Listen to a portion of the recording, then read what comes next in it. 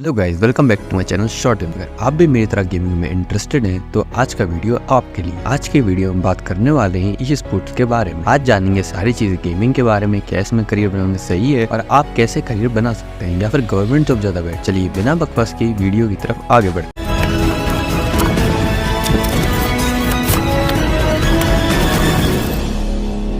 सबसे पहले हमें ये जानना होगा कि ई स्पोर्ट या इलेक्ट्रॉनिक स्पोर्ट होता क्या है। तो ई स्पोर्ट होता है जिसमें टीम या प्लेयर्स कम्पीट करते हैं गेम में, जैसे BGMI, Valorant, league of legends, counter strike and many. इसमें बहुत बड़ी इंडस्ट्री टूर्नामेंट की स्पॉन्सरशिप्स की एंड ऑफ कोर्स सबसे इंपॉर्टेंट ऑडियंस। चलिए अब बात करते हैं अलग अलग करियर पाथ इन ई स्पोर्ट्स के बारे में। अगर आपको लगता है कि सिर्फ प्रोफेशनल प्लेयर ही इसमें कम्पीट करते हैं तो ऐसा नहीं है। इसमें बहुत सारे पाथ हैं। सबसे पहला आता है वो है प्रोफेशनल गेमर। ये वो प्लेयर होते हैं जो टूर्नामेंट और लीग में पार्टिसिपेट करते हैं। अगली कैटेगरी आती है अपनी कोच एंड एनालिस्ट की। वो लोग आते हैं जो प्रोफेशनल प्लेयर रह चुके हैं या उनको गेम के बारे में बहुत सारी नॉलेज है। जो कोचेस होते हैं वो टीम को एक साथ चलना और सही डिसीजन लेना सिखाते हैं, और वहीं एनालिस्ट टीम की स्ट्रेटेजीज और गेम प्ले को ब्रेक डाउन करते हैं। और जो अगला टॉपिक है जिससे आप लोग बहुत फेमिलियर हो, कंटेंट क्रिएटर। ये वो लोग होते हैं जो यूट्यूब पे गेमिंग के रिलेटेड वीडियो डालते हैं, कुछ गेम प्ले डालते हैं तो कुछ गेम के बारे में बताते हैं। ये वाला जनरल ऑडियंस को भी बहुत पसंद आता है। गेम्स का स्ट्रीमिंग भी इसी में कंसिडर किया जाता है। कंटेंट क्रिएटर गेम के ब्रांड को बिल्ड करने में हेल्प करते हैं और गेम की तरफ एंगेजिंग कंटेंट बनाते हैं। अब हमारे पास कुछ ऐसे करियर ऑप्शन भी हैं जो विदाउट गेमिंग भी अचीव किए जा सकते हैं। इवेंट ऑर्गेनाइजर और मैनेजर। इवेंट ऑर्गेनाइजर वो लोग होते हैं जो अपने अकेले से इवेंट होस्ट कराते हैं, छोटे से छोटे टूर्नामेंट से लेकर बड़े बड़े टूर्नामेंट तक होस्ट कराते हैं। और जो मैनेजर्स होते हैं वो टीम्स और इवेंट दोनों को आगे बढ़ाने का काम करते हैं। और जो दूसरा ऑप्शन है वो है मार्केटिंग एंड PR प्रोफेशनल्स का। ये लोग इवेंट का प्रमोशन, पब्लिक इमेज का ध्यान रखते हैं जिससे ऑडियंस के ऊपर एक पॉजिटिव इमेज बनी रहे। आप पूछोगे कि ये सब जॉब के लिए स्किल्स क्या चाहिए होंगी, चलिए उसके बारे में बात करते हैं। सबसे पहले अगर आप एक प्रोफेशनल प्लेयर बनना चाहते हो तो उस पर्टिकुलर गेम की स्किल्स एंड मैकेनिक्स आपको आने चाहिए। लेकिन अगर आप सिर्फ कैजुअल गेमिंग करना चाहते हो तो सिर्फ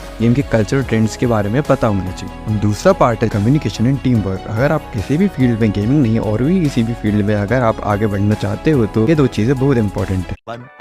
हाँ, तो कहाँ थे कम्युनिकेशन एंड टीम वर्क। ये प्लेयर्स, कोचेस एंड जो भी टीम इन्वॉल्वमेंट एक्टिविटीज है उस पर सब में इंपॉर्टेंट है। नेक्स्ट स्किल सेट जो हमारा आता है वो है हमारी टेक्निकल स्किल्स। अगर आप इवेंट ऑर्गेनाइजर की तरफ जाना चाहते हो तो आपको टेक्निकल स्किल्स आनी चाहिए। ये आपको स्ट्रीमिंग एंड गेमिंग हार्डवेयर में भी काफी हेल्प करे। और अगर आप ये स्पोर्ट्स पे एज अ बिजनेस में एंटर करना चाहते हो तो वो भी ऑप्शन है। इसके लिए आपको ये स्पोर्ट्स सेट का बिजनेस समझना होगा, कैसे डील्स होती हैं, कैसे स्पॉन्सर आते हैं और कैसे स्ट्रेटजीज काम करती हैं। अब चलो जानते हैं कि ये स्पोर्ट पे एंटर कैसे कर सकते हैं। सबसे पहले अपनी स्किल्स को बिल्ड करो, whether it is improving game play या फिर इवेंट के और गेम्स के बारे में सीखना। इससे आपको इंडस्ट्री में एंटर होने का बहुत अच्छा ऑप्शन मिलेगा। अगला है क्रिएट कंटेंट। अगर आपको कंटेंट क्रिएशन करना अच्छा लगता है तो स्ट्रीमिंग चालू करो और गेम की वीडियोस बना के डालो। रहा नहीं जाता, तड़प ही ऐसी है ना। इससे आपकी ऑडियंस बनेगी, वो भी आपको ई स्पोर्ट्स में एंटर करने में हेल्प करेगी। जो आखिरी चीज बचती है वो है स्टे इन्फॉर्म।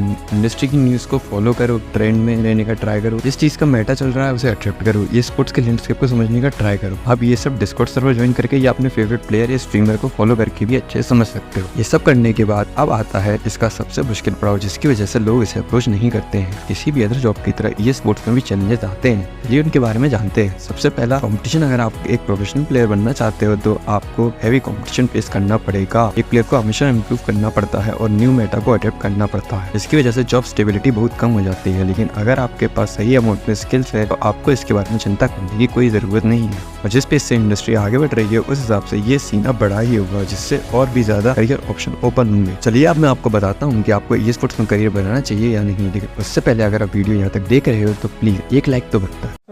देखिए, ये स्पोर्ट्स में करियर बनाना बहुत ज्यादा रिवॉर्डिंग है, लेकिन उनके लिए जो सीरियस है और डेडिकेटेड है। अब तो गवर्नमेंट ने भी इसे स्पोर्ट्स को एज अ स्पोर्ट्स कंसिडर कर लिया है, तो यहाँ और भी ज्यादा जॉब अपॉर्चुनिटीज हैं। और हाँ, ओलंपिक में भी ये स्पोर्ट्स अब रिकॉग्नाइज्ड है। अगर आप एक प्रोफेशनल प्लेयर बनने का एम देख रहे हैं या फिर कंटेंट क्रिएटर से बिहाइंड द सीन्स काम करने वाले ऑर्गेनाइजर्स, आपके लिए कहीं ना कहीं जगह मिल ही जाएगी। थैंक यू आप सभी का यहाँ तक बने रहने के लिए। अगर आपको थोड़ा भी मजा आया हो या कुछ सीखने को मिला हो तो सब्सक्राइब करना मत भूलना। और आगे भी अगर आप चाहते हो कि मैं गेमिंग के ऊपर कंटेंट बनाऊं तो कमेंट करना मत भूलना।